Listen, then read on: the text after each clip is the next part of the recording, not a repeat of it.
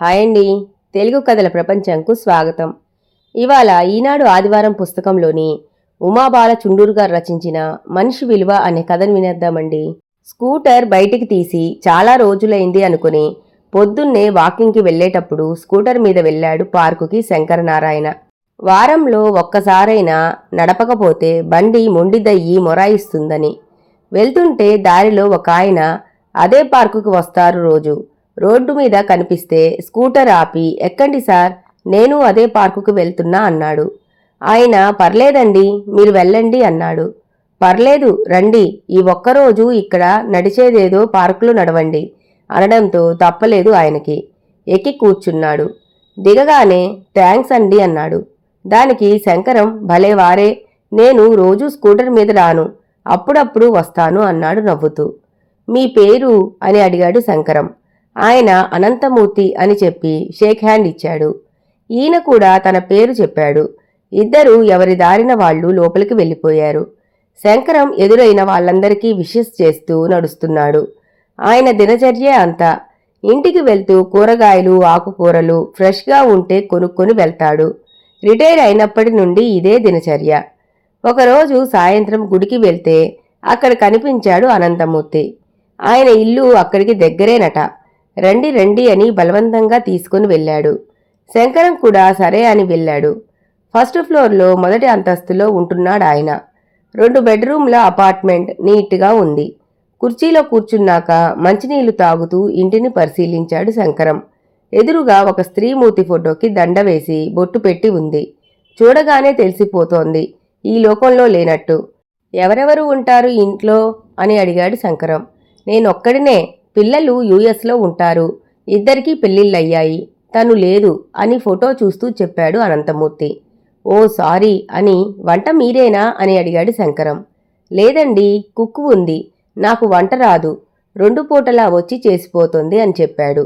Coffee గాని tea గాని అని అడుగుతుండగానే అబ్బే వద్దండి, భోజనం చెయ్యాలి కదా, ఇంకొకసారి వస్తాను, వెళ్ళొస్తాను అంటూ లేచి, అవును రేపు మీరు మా ఇంటికి లంచ్కి ఎందుకు రాకూడదు, రేపు ఆదివారం కూడా, ఇప్పుడు కూడా ఉద్యోగం లేకపోయినా ఆదివారం అంటే ఇష్టం పోలేదు అన్నాడు శంకరం నవ్వుతూ.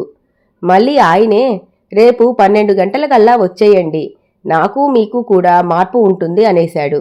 అబ్బెబ్బే వద్దులేండి అని మొహమాట పడుతుంటే, రోజు వంటావిడ వంటే కదా, రేపు మా ఇంటి భోజనం చెయ్యండి సార్, మీకోసం తెగ కష్టపడి తయారు చేయడమేమీ ఉండదులేండి, రేపు ఫోన్ చేసి బయలుదేరండి, నేను మీకు ఎదురొచ్చి పికప్ చేసుకుంటా, మీరు వస్తున్నారంతే అని చెప్పేసి వెళ్ళిపోయాడు శంకరం. మరుసటి రోజు 12 గంటలకల్లా ఫోన్ చేశాడు, బయలుదేరారా అని. అనంతమూర్తి బయలుదేరారా అనగానే స్కూటర్ వేసుకుని ఆయన ఇంటి వైపుకు వెళ్ళి ఆయన్ని ఎక్కించుకొని తన ఇంటికి తీసుకువచ్చాడు. ఇండిపెండెంట్ ఇల్లు, చక్కగా మొక్క మొలకతో పచ్చగా ఉంది ఆవరణ. ఇంకో పోర్షన్ అద్దెకిచ్చారట. మొదట్లో అసలు ఇక్కడ ఇల్లు లేవని, అడవిలా ఉండేదని, కాలక్రమేణా బాగా డెవలప్ అయిందని చెప్పాడు. ఇంటికి రాగానే లోపలికి వెళ్ళి చల్లని మంచినీళ్లు తెచ్చిచ్చాడు. ఇల్లంతా చక్కగా నీటిగా సర్ది పొందికగా ఉంది. ఎంతైనా ఆడవాళ్లు ఉండే ఇల్లు వేరు అనుకున్నాడు అనంతమూర్తి.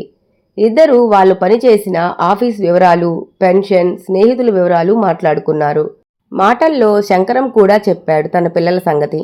కూతురు అమెరికాలో ఉంటుందని, కొడుకు చండీగఢ్లో ఉంటాడని, ఆయన ఇద్దరి దగ్గరకు వెళ్ళి వస్తూ ఉంటారని, కొడుకు వచ్చేయమంటాడని, కొద్ది కాలం ఉండి మరీ ఓపిక లేకపోతే అప్పుడు వస్తానని చెప్పానని. ఇల్లంతా చూపించాడు. భార్య నవ్వుతున్న ఫోటో, పిల్లలతో మనవలతో ఫోటోలు ఉన్నాయి. పెరట్లో చెట్లతో భలే ముచ్చటగా ఉంది. ఎంత లేదన్నా ఇప్పుడు ఆ ఇల్లు వాల్యూ 1 కోటి పైనే ఉంటుందని అంచనా వేశాడు అనంతమూర్తి. కూర్చోండి, భోజనం చేసేద్దాం, ఈ టైంలో కాఫీ ఎందుకులే అని అడగలేదు అన్నాడు శంకరం. డైనింగ్ టేబుల్ మీద అన్నీ తెచ్చిపెట్టాడు. శంకరం గారి భార్య ఊరు వెళ్ళి ఉంటుందేమో అనుకున్నాడు అనంతమూర్తి. ఇంట్లో ఎక్కడా ఆవిడ కనపడకపోతే ఈయన అన్ని సర్దుతుంటే. రండి అని శంకరం అనగానే అడిగాడు అనంతమూర్తి తన సందేహాన్ని. వెంటనే శంకరం చాలా నార్మల్గా, అవును మీకు నేను చెప్పలేదు కదా, తినేసి మాట్లాడుకుందాం రండి అన్నాడు. దొండకాయ వేపుడు, సాంబారు, టొమాటో పచ్చడి, ఆవకాయ కందిపొడి, అప్పడాలు, గుమ్మడి వడియాలు, ఒక ప్లేట్లో నెయ్యి గిన్నె. చాలా చేశారే అన్నాడు అనంతమూర్తి. చేసినవి 3 మిగిలినవి చేసినవి కాదు కదా, ముందు తిని చెప్పండి నా వంట ఎలా ఉందో అన్నాడు శంకరం. అన్నీ చక్కగా రుచిగా పద్ధతిగా ఉన్నాయి.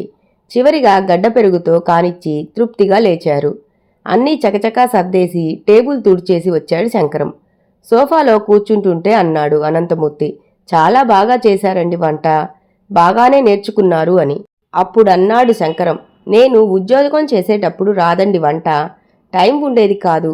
సెలవు రోజుల్లో కూరలు మాత్రం కట్ చేసి ఇచ్చేవాడిని అంతే. రిటైర్ అయ్యాకే వంట నేర్చుకున్నాను. మొదట కూరలు కట్ చేసి ఇచ్చేవాణ్ణి. తరువాత తను వేపుళ్ళు, సాంబారు, పప్పు చేయటం నేర్పించింది. అన్నట్టు మీ సందేహం తీర్చలేదు కదా నేను?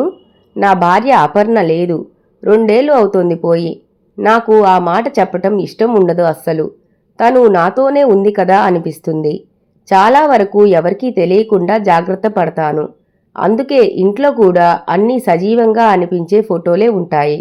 కృత్రిమంగా ఫోటో కోసం నిలబడి ఉన్న ఫోటో పెట్టి, దానికి ఒక పెద్ద దండ వేసి, మొహాన పెద్ద కుంకుమ బొట్టు పెట్టి, ఎందుకో ఆ వ్యవహారం నచ్చదు నాకు. నా భార్య లేదని అనుక్షణం గుర్తు చేసే కొన్ని పనులు నేను చేయను. పిచ్చి అనుకోండి, చాదస్తం అనుకోండి, నాది భ్రమ అని తెలుసు. కానీ ఆ భ్రమ నాకు ఇష్టం. తనే మీకు కొన్ని వంటలన్నా రావాలి అని కసిరి కోప్పడి మరీ నేర్పింది. ఒకటి కాఫీ, టీ పెట్టుకోవడం కూడా.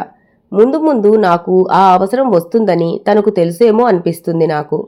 నేను ప్రతి సంవత్సరం తను పోయిన రోజు కూడా చాలా సింపుల్గా ఒక 10 మంది పేద పిల్లలకి హోటల్లో వాళ్ళ ఇష్టపడే ఫుడ్ తినిపించి, మంచి మల్టీప్లెక్స్లో సినిమాకి తీసుకువెళ్ళి, వాళ్ళకి ఇష్టమైన ఐస్ క్రీమ్ తినిపించి తీసుకువస్తాను. వాళ్ళంతా మెకానిక్ షెడ్లో పనిచేసేవాళ్ళు. ఆ పిల్లల స్నేహితులు అంతే. మా పిల్లలు వంట మనిషిని పెట్టుకో నాన్న అంటారు. కానీ నేనే వద్దన్నాను. నాకు టైంపాస్ అవుతుంది కదా. నేను పిల్లల దగ్గరికి వెళ్ళినప్పుడు కూడా అప్పుడప్పుడు వాళ్ళకి వండి పెడుతూ ఉంటాను. మా కోడలు అల్లుడితో సహా అందరూ బావుంది బావుంది అని తింటారు. పిచ్చి పిల్లలు. ఈ ఊళ్ళో మా కోడలి తల్లిదండ్రులు ఉంటారు.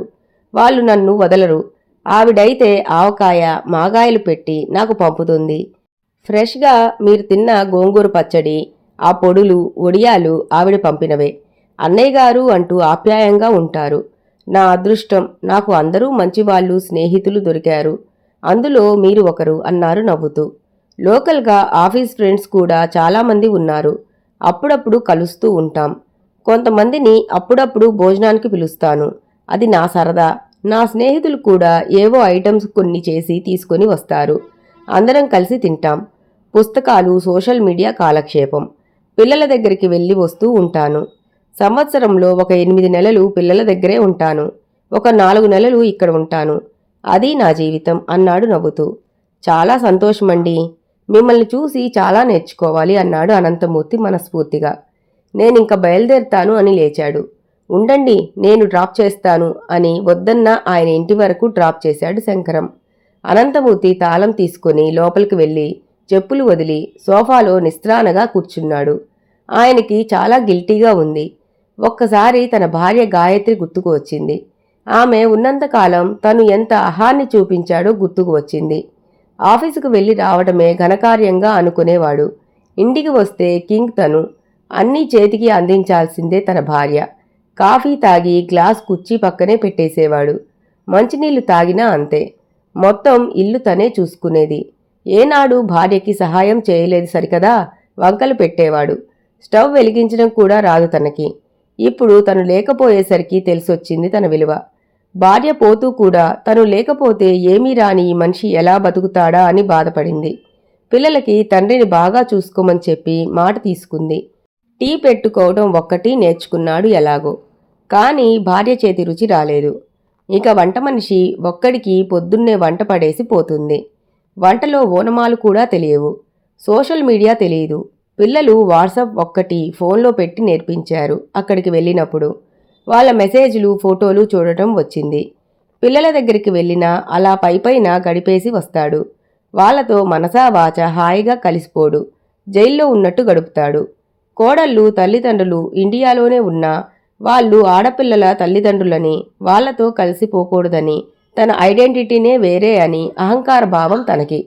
ఏనాడు వాళ్ళకి ఫోన్ చేసి స్నేహంగా మాట్లాడడు.